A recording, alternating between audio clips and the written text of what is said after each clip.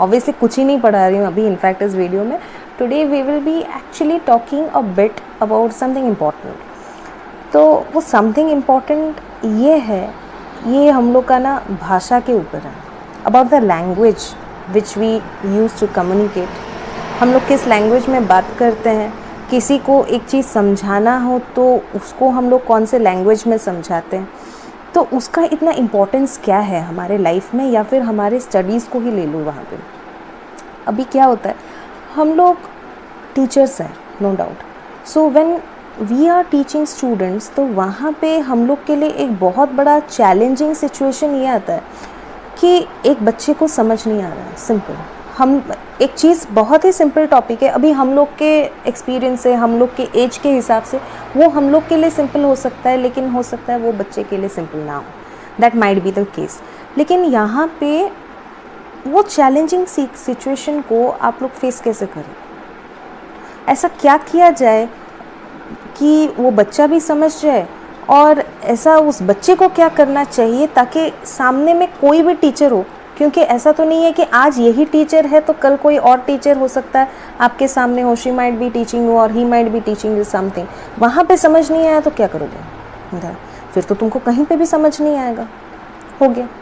तो वहाँ पे जनरली एक चीज़ जो मैंने देखा है, दैट इज़ द लैंग्वेज. कुछ सब्जेक्ट्स ऐसे हैं, you have to be well adapted, you have to make yourself that good in the language in order to get a strong grip over the subject. अभी जैसे कि मान लीजिए maths, बहुत सारे पेरेंट्स आते हैं ये बोलते हैं कि मैथ्स इसका होता ही नहीं है, मैथ्स इस जन्म में नहीं होना. मेरे खुद के माई बाप ने बोल दिया था इस जन्म में इसका मैथ्स नहीं होना. Actually I shouldn't blame my mother in all this things because she had full confidence in me. Anyways, लेकिन बहुत सारे ऐसे जन लोग आते हैं एंड दे से दिस कि भाई इससे तो मैथ्स नहीं हो रहा, इससे इस जन्म में नहीं होना. मैथ्स क्या है, सिंपल एनालिटिकल थिंग्स ही तो हैं, कैलकुलेशंस हैं. तो कैलकुलेशंस का और लैंग्वेज का यहाँ पे जो इम्पोर्टेंट कनेक्शन है ना, वो चीज़ को हम लोग एक बार देखते हैं. अभी एक कैलकुलेशन हम लोग को, या फिर एक वर्ड प्रॉब्लम जो है उसको हम लोग तभी समझ पाएंगे अगर हम लोग का लैंग्वेज उतना स्ट्रांग हो. अभी हो सकता है वही चीज़ इंग्लिश में दिया है तो तुम लोग को समझ नहीं आ रहा है, बच्चों को समझ नहीं आ रहा है. हम लोग अगर इंग्लिश को अच्छे से समझा सकते हैं वहाँ पे मीनिंग तो ठीक है, लेकिन हो सकता है कि वही सम अगर मैं वहाँ पे एक रीजनल लैंग्वेज जो उन लोग का मदर टंग है उसमें अगर बताती हूँ तो उन लोग को संग संग समझ में आ जाता है. अभी हर जगह तो ये पॉसिबल नहीं है ना. अभी आप लोग आउट ऑफ स्टेट भी अगर जाओगे तो वहाँ पे तो ज़रूरी नहीं कि आपके लिए कोई स्पेशली आपका रीजनल लैंग्वेज सीखेगा, मदर टंग सीखेगा और फिर जाके आपको समझाएगा. यहाँ पे वो चीज़ ईजी हो जा रहा है. क्यों? क्योंकि I might be explaining in that regional language, लेकिन हर जगह वो चीज़ नहीं होना है. तो वहाँ पे what you need to do is, I am talking about this from the forefront of the students. आप लोग को ये करना है कि make your language a bit strong. ठीक है, वोकेबलरी को थोड़ा सा आप लोग इम्प्रूव करो. बेसिक वोकेबलरी, ऐसा नहीं है कि पूरा एकदम हाई फाई वर्ड्स आप लोग को आना चाहिए. You should be able to write masterpieces which can be published in the article, published as articles in magazines और न्यूज़पेपर्स. ऐसा भी नहीं है. आप लोग को सिंपल वर्ड्स के कुछ मीनिंग्स पता होने चाहिए, एक्सपेक्टेड है. जैसे कि depreciation, increment, decrement, raised to the value of, increased by, increased to. अभी यहीं पे तुम लोग का कितना फ़र्क आ जाता है एक बार ध्यान से देख लो. Increased by 10% and increased to 10% of its value. अगर यहाँ पे किसी का समझने में प्रॉब्लम हो गया, वो पूरा सम खत्म, उसके लिए सब कुछ बर्बाद एक बार में. मार्क्स अगर 3 मार्क के हैं वो 3 मार्क गया, 2 मार्क के हैं 2 मार्क गया. अब मुजरा तो है नहीं बेटा ये कि तुमको स्टेप के मार्किंग मिलेंगे वहाँ पे. तो over there you need to understand that what is the significance of English as a language, because if you are in English medium school then you have to master that language. थोड़ा बहुत basic vocabulary आपको आना चाहिए ताकि आप लोग question का meaning समझ सको. क्वेश्चन का मीनिंग अगर समझ गए तो वहाँ पे उसको सॉल्व करना ना बड़ा इजी हो जाता है. You won't have any problem in interpreting it and then doing the solution. अभी वही चीज़ आप लोग को आता है, परसेंटेज कैलकुलेट करना आता है, मीन कैलकुलेट करना आता है, लेकिन वहीं पे क्वेश्चन एक वर्ड प्रॉब्लम के फॉर्मेट में दे दो, वहीं पे बत्ती गुल मीटर चालू। अब मीटर क्या चीज़ का है, इधर मीटर टेंशन का मीटर है। अभी जैसे मेरा टेंशन का मीटर अभी हाई हो रहा है, क्यों? क्योंकि यहाँ पे इतनी सारी गाड़ियाँ इधर आए जा रहे हैं। एनीवेज, ना coming to the most important thing, अभी बहुत जगह में मैंने ये चीज़ personally out of my personal experience में बता रही हूँ, बहुत सारे बच्चे जो कि हम लोग के रीजनल लैंग्वेज में, रीजनल मीडियम स्कूल्स में से आते हैं, तो उन लोग का एक्चुअली मैथ्स के ऊपर ना कुछ ग्रिप बहुत ज़्यादा ही अच्छा होता है। क्यों?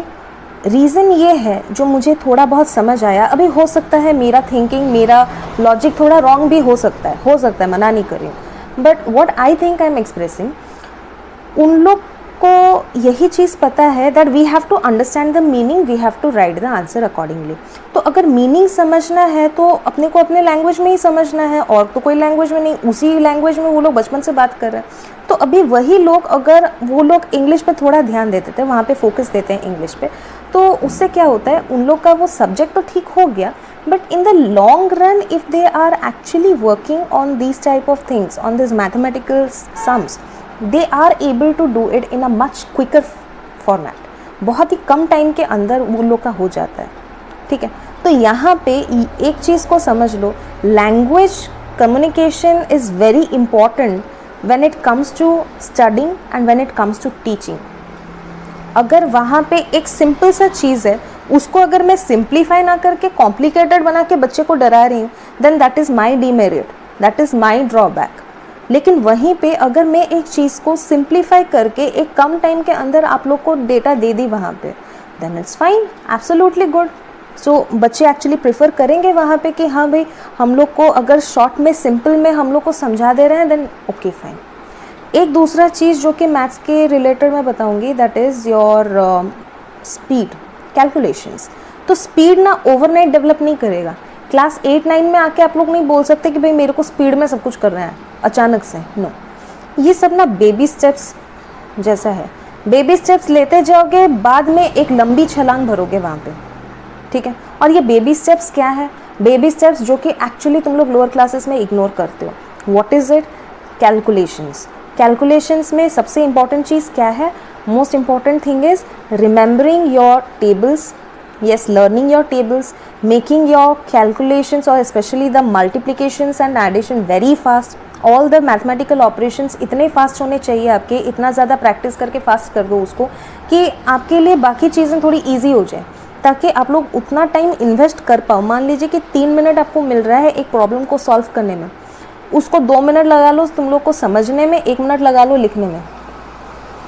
ये एक रेशियो गया 2:1। और एक है कि उल्टा कर लो, 1 मिनट लगा लो समझने में, 2 मिनट लगा लो कैलकुलेशन करने में। चॉइस अभी आप लोग का है कैसे करना है, लेकिन अगर 3 मिनट से ज़्यादा ले रहे हो वहाँ पे, then it is a drawback.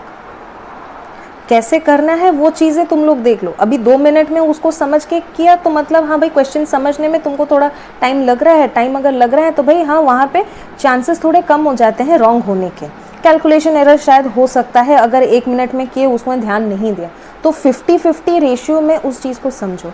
वैसे ही लैंग्वेज की बात मैं अगर कर ही रही हूँ, जैसे कि हम लोग का ऐसे होता है, ऐसे हो गया, लेटर हो गया, precis writing, beat diary writing, anything, तो वहाँ पे भी वही चीज़ इंपॉर्टेंट है कि वहाँ पे अगर आप लोग 10 मिनट उधर दे रहे हैं, 3 minutes should be invested for writing and 7 minutes for thinking or framing out what exactly you are thinking about।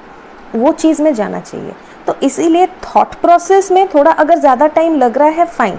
अगर आप लोग का हाथ स्पीड है तो अपने आप कम टाइम में सब कुछ आप लोग लिख सकते हो, लेकिन वहीं पे अगर आपका हाथ स्लो है, writing is slow, thinking is slow, everything, calculation is slow, फिर तो भाई बैंड बज गया वहाँ पे, एग्जाम में गंदा बैंड बज रहा है उधर। तो I just hope you are able to understand what I am trying to say. अगर मैथ्स में थोड़ा स्पीड अपने आप को करना है, थोड़ा अच्छा करना है, you have to first of all improve yourself in the language forefront. You have to understand the language, you have to understand the meaning of some basic words. जहाँ पे मीनिंग समझ नहीं आ रहा है, मैथ्स के book में dictionary देख के उधर मीनिंग लिखो, उसको practice it. You practice more number of sums, you will understand it definitely. लेकिन अगर वर्ड प्रॉब्लम्स ज़्यादा प्रैक्टिस नहीं किया, वहाँ पे सेंटेंसेस को ब्रेक करके उसका मीनिंग नहीं समझा, फिर तो हो गया कांड वहाँ पे। Getting the point? So that's all I would like to say today in this small video. Hope it helps many students, क्योंकि जहाँ तक मेरे को समझ आ रहा है कोई भी बच्चा मैथ्स में वीक नहीं है. अगर वहाँ पे कोई चीज़ वीक है then it is actually the communication skill and the understanding power. तो अगर वो चीज़ का बैरियर हम लोग थोड़ा सा मिटा देते हैं, means he is able to communicate well, he is able to understand well, और वोकेबलरी थोड़ा सा अच्छा हो जा रहा है, then calculation can be taken care of, और वहाँ पे उसका मैथ्स अच्छा हो ही जाएगा. चांस ही नहीं है कि किसी बच्चे का मैथ्स नहीं हो. उन लोग को 10 रुपये दो और वहाँ से उन लोग से 6 रुपये का कुछ दे के उन लोग को बोलो कि 10 रुपये दे इसका, उसके बाद देखना उन लोग का मैथ्स कैसे निकल के आता है संग संग. कि भाई मैंने तो 10 रुपये दिया, मेरे को चॉकलेट दिया है 6 रुपये का, मैं नहीं दूंगा 10 रुपये वापस करो. तो संग संग वहाँ पे उन लोग का रिएक्शन आएगा, because they actually know what they are bearing. They know where there is a loss, where there is a profit.